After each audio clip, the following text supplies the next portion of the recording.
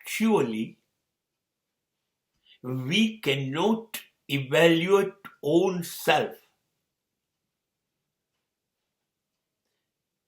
in our downfall situation.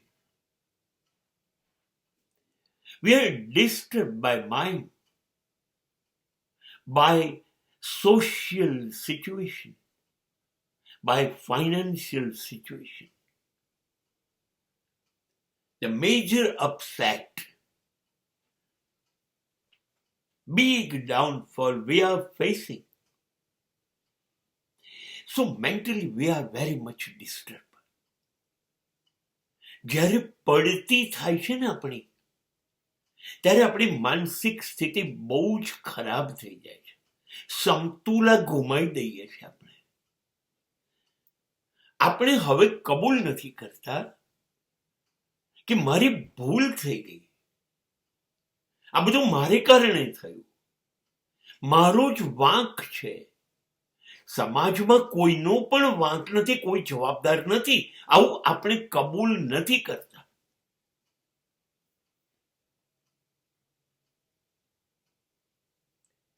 થોડુંક લોકો આપણી જોડે નબળું વર્તન તો કરશે ને, બધાને નુકસાન થયું છે તો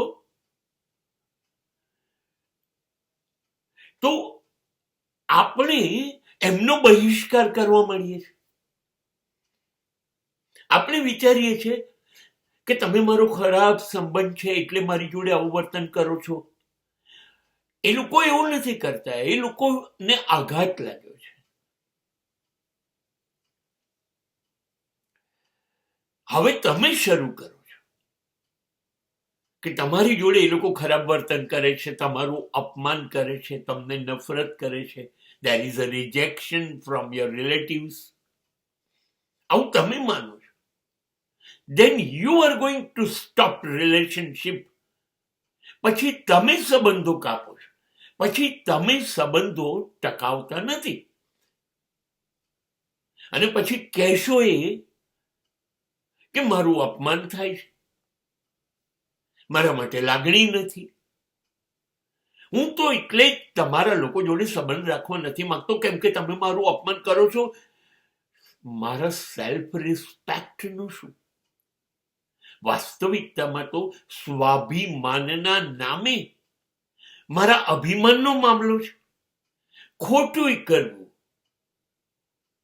અને દાદાગીરી પણ કરવી, આવો સ્વભાવ તમારો થઈ જાય છે. સાચું કહું તમને, આવું બધું જ્યારે બને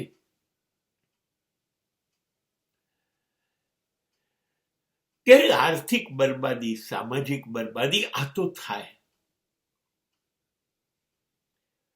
તમારી પાસે આટલા બધા પૈસા લોકોના છે ને, મતલબ ક્યાંથી? લોકોના ભરોસામાંથી ને આ બધું આવ્યું. તમે જે ગુમાવ્યું એ લોકોનું ગુમાવ્યું. તમે જે ગુમાવી એ તમારી પ્રતિષ્ઠા અને વિશ્વાસ, તમારામાં ભરોસો હતો એ ગુમાવ્યો. હવે તમે કશું નથી કરી શકતા. તમે નિરાશ છો. તમને ખબર પડી ગઈ છે અંદરથી તમે સાવ ખોટા છો ને, બધું ખોટું તમે કર્યું છે. કબૂલવું નથી. આ કબૂલવું નથી તમારે. અને માટે તમે સંબંધોની અંદર લાગણી શૂન્યતા ઊભી કરો છો. તમારું વર્તન બદલાઈ જાય છે, તમારી ભાષા બદલાઈ જાય છે. તમને સંબંધમાંથી શંકાઓ જાય છે, તમને સંબંધમાંથી દુર્ગંધ આવવા માંડે છે. ખરેખર નથી સમાજ તમારો દુશ્મન કે સંબંધીઓ દુશ્મન, પણ પરિસ્થિતિ ને કારણે તમારી માનસિક સ્થિતિમાં માત્ર પ્રતિકૂળતા આવી જાય છે. આ બધામાં થયું શું?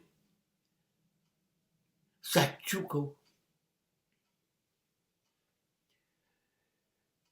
આ સમાજમાં કોઈ કોઈને એક ચા પણ પીવડાવતો નથી કારણ વગર.